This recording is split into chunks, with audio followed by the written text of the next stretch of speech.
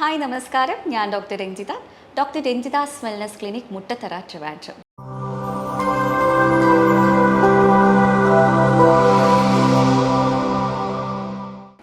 ഇന്ന് നമുക്ക് depression, stress, mood swings, അമിത ചിന്ത തുടങ്ങിയവയെക്കുറിച്ച് നോക്കാം. പ്രായമായവരിലും കുട്ടികളിലും വളരെയധികം ബുദ്ധിമുട്ടുണ്ടാക്കുന്ന, അല്ലെങ്കിൽ അവർ ഒരുപാട് ഫേസ് ചെയ്യുന്ന ഒരു വലിയ ബുദ്ധിമുട്ടാണ് ഈ ഡിപ്രഷൻ, മൂഡ് സ്വിങ്സ്, അമിത ചിന്ത തുടങ്ങിയവ. ഇനി പലർക്കും അറിയില്ല, ഞാൻ ഫേസ് ചെയ്യുന്നത് ഡിപ്രഷനാണോ, ഞാൻ ഫേസ് ചെയ്യുന്നത് ആൻസൈറ്റി ആണോ എന്നുള്ള തിരിച്ചറിവ് പലർക്കും ഇല്ല. ഞാൻ ഈ പറയുന്ന സിംറ്റംസ് അല്ലെങ്കിൽ പ്രശ്നങ്ങൾ നിങ്ങൾ ഫേസ് ചെയ്യുന്നുണ്ടോ എന്നുള്ളത് ഒന്ന് ശ്രദ്ധിക്കുക. നിങ്ങൾക്ക് ഡിപ്രഷൻ ഉണ്ടെങ്കിൽ പ്രധാനമായിട്ടും നിങ്ങൾക്ക് ലോസ് ഓഫ് ഇൻട്രസ്റ്റ്, അതായത് താല്പര്യക്കുറവ്. നമ്മൾ പണ്ട് ഇഷ്ടത്തോടെ ചെയ്തുകൊണ്ടിരുന്ന പല കാര്യങ്ങളും ഇന്ന് നമുക്ക് ചെയ്യാനുള്ള ബുദ്ധിമുട്ട്. അതായത് നിങ്ങൾക്ക് സിനിമയ്ക്ക് പോകുന്നത് പണ്ട് ഭയങ്കര ഇഷ്ടമായിരുന്നിരിക്കാം, നിങ്ങൾക്ക് അതുപോലെ പാർക്കിൽ പോകുന്നതും ബീച്ചിൽ പോകുന്നതും അതൊക്കെ ഭയങ്കര ഇഷ്ടമുള്ള കാര്യമായിരിക്കാം, ട്രിപ്പ് പോകുന്നതൊക്കെ.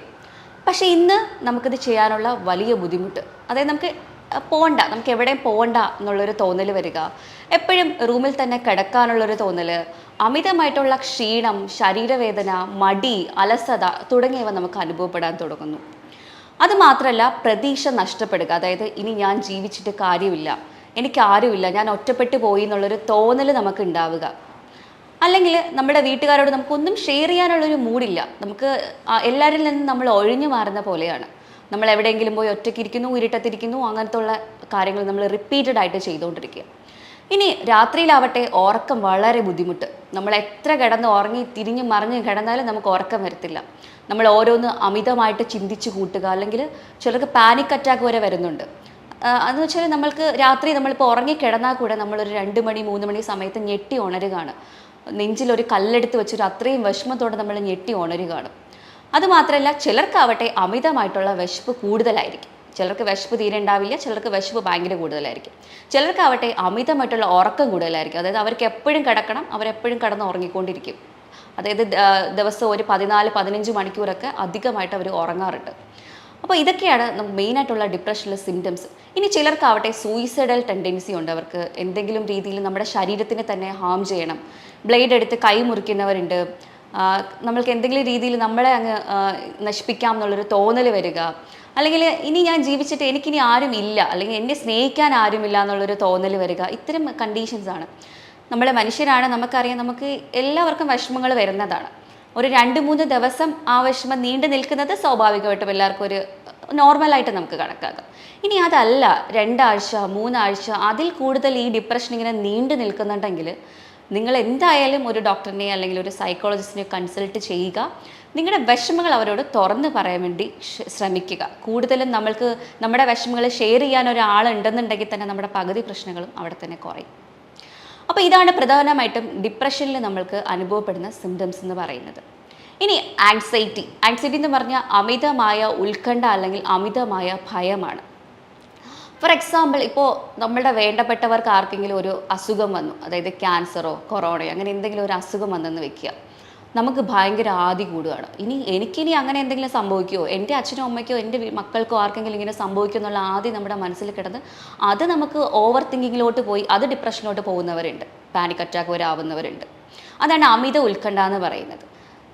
നമ്മൾ കുഞ്ഞുങ്ങൾക്ക് കൂടുതലായിട്ട് ഇത് കാണാറുണ്ട്. അതായത് ഈ സ്റ്റേജ് ഫിയർ, അതായത് സെമിനാർ എടുക്കുമ്പോഴും ക്ലാസ്സിൽ അല്ലെങ്കിൽ ടീച്ചർ ക്വസ്റ്റ്യൻ ചോദിക്കുമ്പോഴും ഒക്കെ ഉള്ള അമിതമായിട്ടുള്ള പേടി, അല്ലെങ്കിൽ ഒരു സ്പീച്ച് കൊടുക്കുക, കുറേ പേര് ഇരിക്കുന്ന സ്ഥലത്ത് പോയി സംസാരിക്കുമ്പോൾ ഉണ്ടാവുന്ന പേടി, ഇതൊക്കെ കുട്ടികൾക്ക് കൂടുതലായിട്ട് ഇപ്പോഴും കണ്ടുവരുന്നുണ്ട്. അപ്പോൾ അതൊക്കെ നമ്മൾ ഈ ഒരു ആൻസൈറ്റിനെ ഓവർകം ചെയ്യണമെന്നുണ്ടെങ്കിൽ നമ്മളത് റിപ്പീറ്റഡ് ആയിട്ട് ചെയ്യുക എന്ന് മാത്രമേ ഉള്ളൂ വഴി. എൻ്റെ ഒരു കാര്യം തന്നെ പറയാം, പണ്ട് നല്ല രീതിക്ക് ആൻസൈറ്റി ഫേസിൽ ഉള്ള ഒരാളായിരുന്നു ഞാൻ. കാരണം എനിക്ക് ഇഷ്ടമാണ് ഈ മത്സരങ്ങളിലൊക്കെ പങ്കെടുക്കുന്നത്, പാട്ട് പാടുന്നത്, പ്രസംഗിക്കുന്നതൊക്കെ. പക്ഷേ എനിക്ക് ഭയങ്കരമായിട്ടുള്ള ആൻസൈറ്റിയാണ്. എൻ്റെ കൈയൊക്കെ വിറയ്ക്കും, അതുപോലെ തന്നെ എനിക്ക് തൊണ്ട വരളും, തളർന്ന പോലെയൊക്കെ എനിക്ക് തോന്നുമായിരുന്നു. പക്ഷേ എനിക്കത് അറിയില്ലായിരുന്നു ഇത് എനിക്ക് ആൻസൈറ്റിയാണ്. ഞാൻ വിചാരിക്കുന്ന ഈ പങ്കെടുക്കുന്ന കുട്ടികൾക്കെല്ലാം ഈ ഒരു പേടി ഉണ്ടായിരിക്കും എന്നാണ് എൻ്റെ ഒരു ധാരണ. പക്ഷേ ഇത് അങ്ങനെയല്ലായിരുന്നു എന്ന് എനിക്ക് പിന്നീടാണ് മനസ്സിലായത്. പക്ഷേ ഞാൻ എന്ത് ചെയ്യും, ഞാൻ പങ്കെടുക്കുമായിരുന്നു. എനിക്ക് അല്ലെങ്കിൽ ഇനി പങ്കെടുക്കാതെ എനിക്ക് സമ്മാനം കിട്ടിയില്ലെങ്കിൽ മറ്റുള്ളവർ കിട്ടുമ്പോൾ ഞാൻ അയ്യോ ഞാനിത് പങ്കെടുത്തിരുന്നെങ്കിൽ എനിക്ക് സമ്മാനം കിട്ടുമായിരുന്നല്ലോ എന്നുള്ളൊരു കുറ്റബോധം എനിക്ക് പിന്നീട് തോന്നും. അതുകൊണ്ട് ഞാൻ എന്ത് ചെയ്യും, ഞാൻ എന്തായാലും പോയി പങ്കെടുക്കും. പക്ഷേ ഞാൻ ഇത്രയും ഫേസ് ചെയ്യുന്നുണ്ടായിരുന്നു. പിന്നെ ഞാൻ റിപ്പീറ്റഡ് ആയിട്ട് കുറേ വട്ടം ഇങ്ങനെ പങ്കെടുത്ത് വന്നപ്പോഴാണ് കുറച്ചെങ്കിലും എൻ്റെ ആൻസൈറ്റി അന്ന് കുറഞ്ഞു തുടങ്ങിയത്. അപ്പോൾ ഇപ്പോൾ എനിക്കത് കറക്റ്റായിട്ട് മനസ്സിലായി. അതുകൊണ്ട് നിങ്ങൾ ആൻസൈറ്റി എന്തെങ്കിലും ഫേസ് ചെയ്യുന്നുണ്ടെന്നുണ്ടെങ്കിൽ നിങ്ങളത് റിപ്പീറ്റഡ് ആയിട്ട് ചെയ്യാൻ ശ്രമിക്കുക. ഫോർ എക്സാമ്പിൾ നമ്മളിപ്പോൾ ആദ്യമായിട്ട് വാഹനം ഓടിക്കുകയാണ്. അപ്പോൾ നമുക്ക് ഒരു പേടി എല്ലാവർക്കും ഉണ്ടാവുന്നതാണ്. നമ്മൾ എന്ത് ചെയ്യുക, റിപ്പീറ്റഡ് ആയിട്ട് അത് ചെയ്തുകൊണ്ടിരിക്കുക. അങ്ങനെ ചെയ്യുമ്പോൾ എന്താ, നമ്മുടെ കംഫേർട്ട് സോണായിട്ട് അത് മാറുകയാണ് ചെയ്യുന്നത്. പക്ഷേ ആദ്യം തന്നെ എനിക്കിത് പറ്റിയ പണിയില്ല എന്ന് പറഞ്ഞ് നമ്മൾ മാറ്റി വെച്ച് കഴിഞ്ഞാൽ ആ പേടി നമുക്ക് പിന്നെയും എപ്പോഴും ഉണ്ടായിരിക്കും. അതുകൊണ്ട് ആൻസൈറ്റി ഉള്ളവർ അത് റിപ്പീറ്റഡ് ആയിട്ട് ചെയ്യാൻ വേണ്ടിയിട്ട് ശ്രമിക്കുക എന്നുള്ളതാണ്. ഇതിന് ഞാൻ വേറൊരു എക്സാമ്പിൾ പറയാം. ഇടയ്ക്ക് എനിക്കൊരു കുട്ടി, ഒരു കുഞ്ഞു മോളാത്, ഒരു 11 വയസ്സായൊരു പേഷ്യൻറ്റ് വന്നിട്ടുണ്ടായിരുന്നു. അപ്പോൾ ആ കുഞ്ഞ് സ്കൂളിൽ പഠിക്കുന്നതേ ഉള്ളൂ, 11 വയസ്സായ കുഞ്ഞ്. അപ്പോൾ സ്കൂളിൽ 2 ബെസ്റ്റ് ഫ്രണ്ട്സ് ഉണ്ട്, അടുത്ത കൂട്ടുകാരാണ്. അപ്പോൾ കൂട്ടുകാർ കുട്ടീനെ ഒരു ദിവസം ഇങ്ങനെ കളിയാക്കുന്നു, നീ ഒത്തിരി തടി വെച്ച് പോയി, നിൻ്റെ കാണാനുള്ള ഭംഗി പോയി എന്ന് കുട്ടിയോട് പറയുകയാണ്. അപ്പോൾ കുഞ്ഞിനത് ഭയങ്കരമായിട്ട് മാനസിക ആഘാതം ഉണ്ടാക്കുന്നു. അപ്പോൾ കുഞ്ഞ് വീട്ടിൽ പോയിട്ട് അമ്മയോട് ഷെയർ ചെയ്യുന്ന പരിപാടിയില്ല, അത് ഞാൻ പിന്നെ പറയാം. അപ്പോൾ പോയി പറയുന്നത് ആൻറ്റിയോടാണ്, ഏറ്റവും അടുത്ത ഒരു റിലേറ്റീവാണ്. അപ്പോൾ ആൻറ്റിയോട് പറഞ്ഞു, ഞാനിങ്ങനെ എന്നെ കുട്ടികളിങ്ങനെ കളിയാക്കുന്നു, ആൻറ്റി ഇത് ശരിയാണോ, ഞാൻ തടി വെച്ചോ എന്ന് ചോദിക്കുന്നു. അപ്പോൾ ആൻറ്റിയും അത് തിരുത്തേണ്ടതിന് പകരം അതെ നിൻ്റെ ഭംഗിയൊക്കെ പോയി, നീ ഇനി തടി വെച്ച് കഴിഞ്ഞാൽ വലിയ വൃത്തികേടാവുമെന്ന് പറഞ്ഞ് കുട്ടിയോട് പറയുന്നു. അപ്പോൾ കുട്ടി ഇത് ഭയങ്കരമായിട്ടൊരു ഡിപ്രഷനോട്ട് പോവുകയാണ് അന്ന് മുതലേ.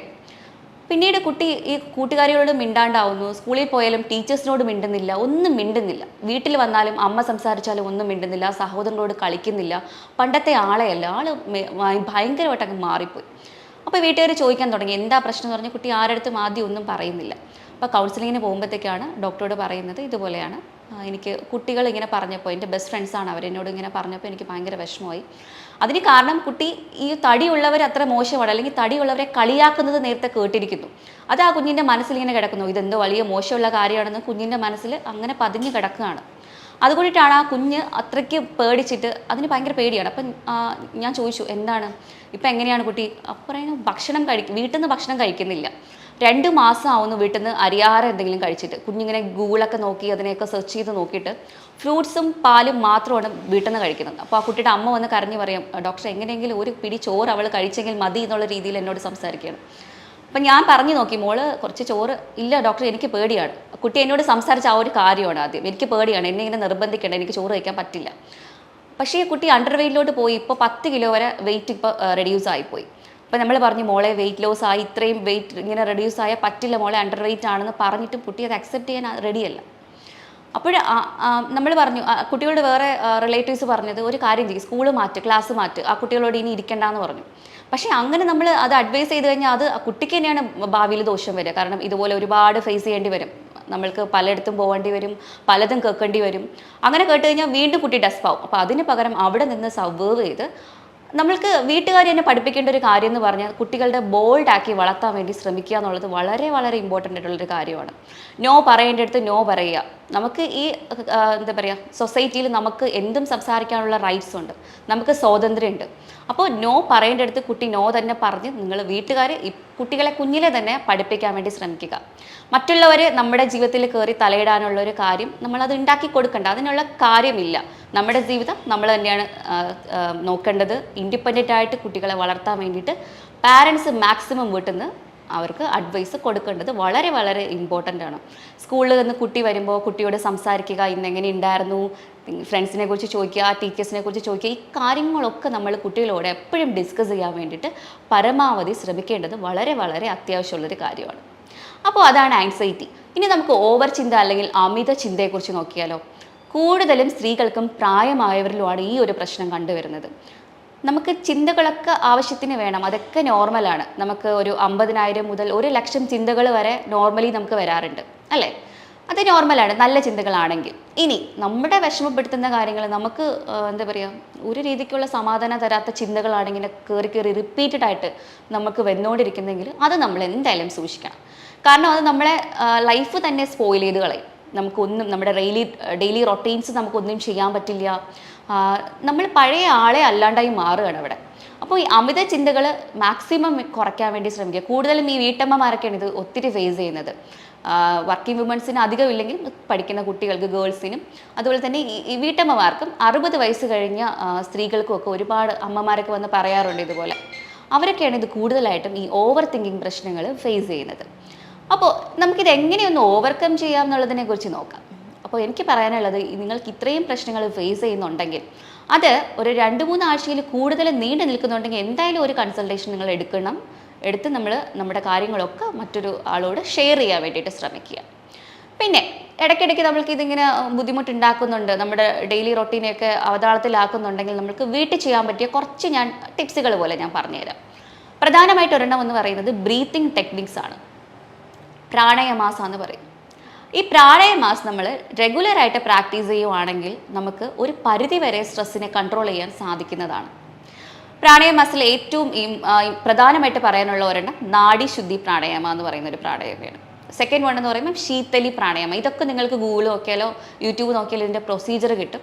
അത് നമുക്ക് ചെയ്തെടുക്കാം. ഞാനിത് എക്സ്പ്ലെയിൻ ചെയ്ത ലെങ്തി വീഡിയോ, അതുകൊണ്ട് ഞാൻ കൂടുതലായിട്ടൊന്നും പറയുന്നില്ല.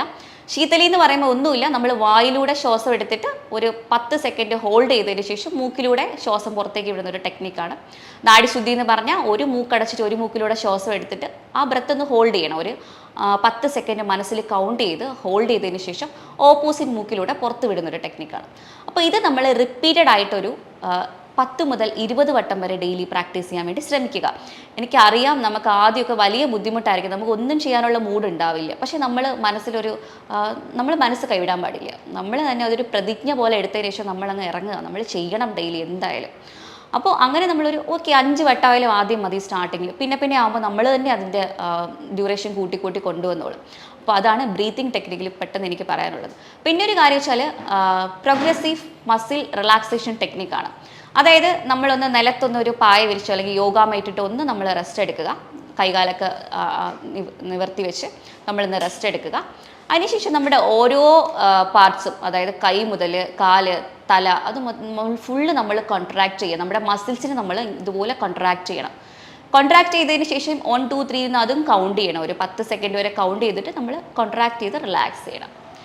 ഇത് നമുക്ക് മസിൽ ടെൻഷൻ കുറയ്ക്കാൻ വേണ്ടിയിട്ട് വളരെയധികം ഹെൽപ്ഫുള്ളാണ്. മസിൽ ടെൻഷൻ വേഗം നമുക്ക് കുറയ്ക്കാൻ വേണ്ടി സാധിക്കും. ഇനി നിങ്ങൾക്ക് അമിതമായിട്ടുള്ള സ്ട്രെസ്സ്, പെട്ടെന്ന് നമുക്ക് ഭയങ്കരമായിട്ടുള്ള സ്ട്രെസ്സ് വരികയാണ്. അപ്പോൾ നമുക്ക് പെട്ടെന്ന് ഈ മൈൻഡിനെ ഡിവേർട്ട് ചെയ്യണം. അതിന് നമ്മൾ എന്താ ചെയ്യുക? പെട്ടെന്ന് പോയിട്ടൊരു കോൾഡ് വാട്ടർ അല്ലെങ്കിൽ ഐസ് വാട്ടറിൽ നമ്മൾ ഫേസിനെ ഒന്ന് വാഷ് ചെയ്യുക. അങ്ങനെ നമ്മൾ ചെയ്യുമ്പോഴത്തേക്ക് ഓക്സിജൻ സർക്കുലേഷൻ ശരീരത്തിൽ കൂടാൻ വേണ്ടിയിട്ട് ഇത് ഹെൽപ്പ് ചെയ്യും. അല്ലെങ്കിൽ ഒരു ബ്രീത്തിങ് ടെക്നിക്ക് നോക്കാം. നമുക്കറിയാം നമ്മൾ സ്ട്രെസ് അധികമായിട്ട് വരുമ്പോൾ കാർബൺ ഡൈ ഓക്സൈഡ് ശരീരത്തിൽ ഫില്ലാവും. അപ്പോൾ അതിനെ പുറത്ത് കളയാൻ വേണ്ടിയിട്ട് നമ്മൾ ഡീപ്പ് ഇൻഹലേഷൻ നമ്മുടെ മൂക്കിലൂടെ എടുത്തിട്ട് വായിലൂടെ നമ്മളത് പുറത്തേക്ക് വിടുക. അതായത് ഡീപ്പ് ഇൻഹലേഷൻ നമ്മൾ മൂക്കിലൂടെ എടുത്തിട്ട് വേണമെങ്കിൽ നമുക്കൊന്ന് ഹോൾഡ് ചെയ്യാം. ഒരു 10 സെക്കൻഡ് വരെ ഹോൾഡ് ചെയ്യുക. 1 2 3 എന്ന് കൗണ്ട് ചെയ്ത് 10 സെക്കൻഡ് ഹോൾഡ് ചെയ്തിട്ട് വായിലൂടെ പുറത്തേക്ക് വിടുക. ഈ ഒരു ടെക്നിക്ക് ചെയ്യുവാണെങ്കിൽ കാർബൺ ഡൈ ഓക്സൈഡ് വേഗം റിലീസായിട്ട് നമുക്ക് ഓക്സിജൻ ശരീരത്തിൽ കൂടാനായിട്ട് ഇത് ഹെൽപ്പ് ചെയ്യും. അപ്പോൾ ഈ ഒരു ടെക്നിക്സ് നിങ്ങൾ ഒന്ന് ട്രൈ ചെയ്ത് നോക്കുക. നിങ്ങൾക്ക് അമിതമായിട്ടുള്ള സ്ട്രെസ്സ് വരുമ്പോൾ ഇത് പെട്ടെന്നൊന്ന് മാറ്റിയെടുക്കാൻ വേണ്ടിയിട്ട്, മൈൻഡിനെ ഒന്ന് ഡൈവേർട്ട് ചെയ്യാൻ വേണ്ടിയിട്ട് ഇതൊന്ന് നിങ്ങൾക്ക് ശീലിച്ച് നോക്കാം.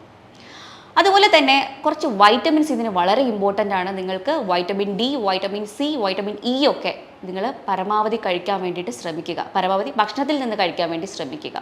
അതുപോലെ തന്നെ ഇമ്പോർട്ടൻ്റ് ആണ് vitamin B12 supplement. Vitamin D ആണെങ്കിൽ അഡൽട്ട് ഡോസ് ആണെങ്കിൽ 60K ആണ്. അത് നമുക്ക് വീക്ക്ലി ഓൺസ് വെച്ചിട്ട് കഴിക്കാം. വൈറ്റമിൻ B12 ആണെങ്കിൽ ഭക്ഷണത്തിൽ കൂടെ നമുക്ക് കിട്ടുന്നത് വെച്ചാൽ നമുക്ക് ഒരുപാട് നട്ട്സ്, സീഡ്സ്, മീറ്റ്സുകൾ, ചിക്കൻ, മീൻ, മുട്ടയൊക്കെ ധാരാളം കഴിക്കുവാണെങ്കിൽ അതിൽ നിന്ന് വൈറ്റമിൻ B12 നമുക്ക് കിട്ടും. വൈറ്റമിൻ ഡി വന്നിട്ട് വെയിൽ കൊണ്ടാലാണ് നമുക്ക് കിട്ടുക. കാരണം ഇപ്പോൾ അബ്സോർപ്ഷൻ പവർ എല്ലാവർക്കും വളരെ കുറവാണ് വെയിൽ കൊണ്ടായാലും. അതുകൊണ്ട് നമുക്ക് സപ്ലിമെൻറ്റ് ഫോമിൽ എടുക്കുന്നത് കുറേ നല്ലതായിരിക്കും. കുട്ടികളാണെങ്കിൽ 2000-ൻ്റെ ഡോസ് വേണമെങ്കിൽ നമുക്ക് കഴിക്കാം. അങ്ങനെ വൈറ്റമിൻ ഡെഫിഷ്യൻസീസ് വന്നു കഴിഞ്ഞാലും ഈ ഡിപ്രഷൻ കൂടാൻ അത് ഭയങ്കര ഒരു കാരണമാണ്, പ്രത്യേകിച്ച് വൈറ്റമിൻ ഡി. അതുകൊണ്ട് നിങ്ങളത് വേണമെങ്കിൽ ഒന്ന് ചെക്ക് ചെയ്തിട്ട് അതിനാവശ്യമുള്ള സപ്ലിമെൻറ്റ്സ് എടുക്കാൻ വേണ്ടിയിട്ട് ശ്രമിക്കുക. മറ്റൊരു കാര്യം എക്സസൈസ് ആണ്. നിർബന്ധമായിട്ട് നമ്മൾ ഒരു ദിവസം ഒരു 30 മിനിറ്റെങ്കിലും നമ്മൾ എക്സസൈസ് ചെയ്യാൻ വേണ്ടിയിട്ട് ശ്രമിക്കുക. 30 മുതൽ 40 മിനിറ്റ് വരെ എക്സസൈസ് നമ്മൾ സ്റ്റാർട്ടിങ്ങിൽ ചെയ്തു തുടങ്ങുക. പിന്നെ നമുക്ക് അതിൻ്റെ ഡ്യൂറേഷൻ കൂട്ടിയിട്ട് 1 മണിക്കൂർ ആ ഒരു രീതിയിൽ നമുക്ക് കൊണ്ടുപോകാം. നമ്മളിങ്ങനെ എക്സസൈസ് ചെയ്യുമ്പോൾ നമുക്ക് മസിൽ ടെൻഷൻ, ഞാൻ നേരത്തെ പറഞ്ഞ പോലെ മസിൽ നമുക്ക് ടെൻഷൻ റിലീസ് ചെയ്യാനും നല്ല രീതിക്ക് നമുക്ക് ഉറക്കം കിട്ടാനും ഒക്കെ ഇത് നമുക്ക് ഹെൽപ്പ് ആവും. അപ്പോൾ ഇത്രയും കാര്യങ്ങൾ നിങ്ങൾ അമിതമായിട്ടുള്ള സ്ട്രെസ്സ് നിങ്ങൾക്കുണ്ടെന്നുണ്ടെങ്കിൽ നിങ്ങൾ ചെയ്യുക.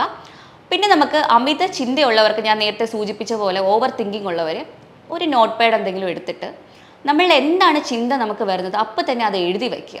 എപ്പോഴാണോ നിങ്ങൾക്കിങ്ങനെ അമിത ചിന്ത കയറി വരുന്നത് അപ്പോൾ നമ്മളൊരു പേപ്പർ എടുത്ത് എഴുതി വയ്ക്കുക. അങ്ങനെ എഴുതി വരുമ്പോൾ കുറച്ച് നാൾ കഴിയുമ്പോഴത്തേക്ക് ഈ ചിന്ത നമ്മളെ വിട്ട് പോകുന്നതായിട്ട് തോന്നും നമുക്ക്.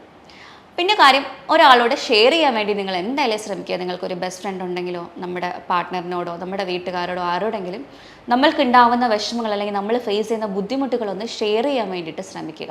നമ്മൾ ഒരാളോട് ഷെയർ ചെയ്യുമ്പോൾ നമുക്ക് ആ ബുദ്ധിമുട്ട് കുറച്ചൊന്ന് കുറയും. അതുപോലെ തന്നെ ഡയറിയിൽ എഴുതുമ്പോഴും അതുപോലെ തന്നെയാണ്, നമ്മളുടെ പ്രഷർ നമ്മളൊന്ന് ഇറക്കി വെക്കുകയാണ്. ആ ഒരു രീതിയിൽ നമുക്ക് വളരെ നല്ലൊരു ഗുണം ചെയ്യും നമുക്ക്.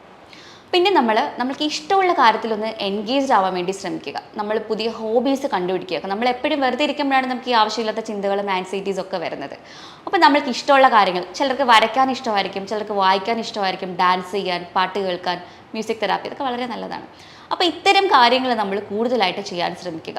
സ്ട്രെസ്സ് വന്ന് കിടക്കുമ്പോൾ നമുക്കറിയാം നമുക്കിതൊക്കെ വലിയ പാടായിരിക്കും, നമുക്കൊന്നും ചെയ്യാനുള്ള ഒരു മൂഡ് ഉണ്ടാവില്ല. പക്ഷേ നമ്മൾ വേണമെന്ന് വിചാരിച്ച് നമ്മളത് ചെയ്യണം. പിന്നെ നമ്മൾ രാവിലെ എഴുന്നേറ്റ് ഒരു പേപ്പർ എടുത്തിട്ട് എഴുതണം, ഇത് എൻ്റെ ജീവിതമാണ്, എനിക്ക് നന്നായിട്ട് ജീവിക്കണം, ഇതൊക്കെ എൻ്റെ മൈൻഡിൻ്റെ പ്രശ്നം കൊണ്ടിട്ട് എനിക്ക് തോന്നുന്ന വികാരങ്ങളാണ്, ഇമോഷൻസ് ആണ്, ഇതിനെ കൺട്രോൾ ചെയ്യാൻ എനിക്ക് സാധിക്കും എന്നുള്ളത് നിങ്ങൾ കുറച്ച് വട്ടം, ഒരു 10 വട്ടം ഡെയിലി എഴുതി നോക്കൂ. നമുക്ക് നല്ലൊരു റിലീഫ് തന്നെ കിട്ടുന്നതായിരിക്കും. ഇനി കിടന്നിട്ട് നിങ്ങൾക്ക് ഉറക്കം വരുന്നില്ല എന്നുണ്ടെങ്കിൽ ഒന്ന് പാട്ട് കേട്ടുകൊണ്ട് കിടക്കുകയോ എന്തെങ്കിലും വായിച്ചുകൊണ്ട് കിടക്കുകയോ ചെയ്യാം. സ്ക്രീൻ ടൈം മാക്സിമം കുറയ്ക്കാൻ വേണ്ടി ശ്രമിക്കുക. സാധാരണ എല്ലാവരും മൊബൈൽ കളിച്ച് അത് 2-3 മണി വരെ അങ്ങനെ അങ്ങ് പോവുകയാണ്. പക്ഷെ അത് നമ്മൾ കുറയ്ക്കണം. അതിനുവേണ്ടി നമുക്ക് എന്തെങ്കിലും മ്യൂസിക്, ഇഷ്ടമുള്ള എന്തെങ്കിലും കാര്യങ്ങൾ കേട്ടുകൊണ്ട് കിടക്കാം.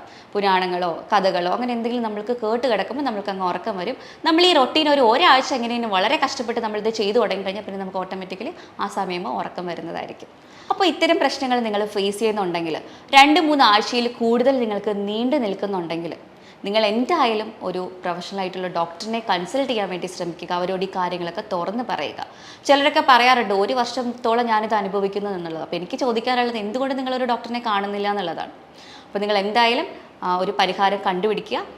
കൂടുതൽ എന്തെങ്കിലും അറിയണം എന്നുണ്ടെങ്കിൽ താഴെ കാണുന്ന നമ്പറിലോട്ട് വിളിക്കാവുന്നതാണ്. അപ്പോൾ മറ്റൊരു വീഡിയോ ആയിട്ട് വീണ്ടും കാണാം. Thank you so much.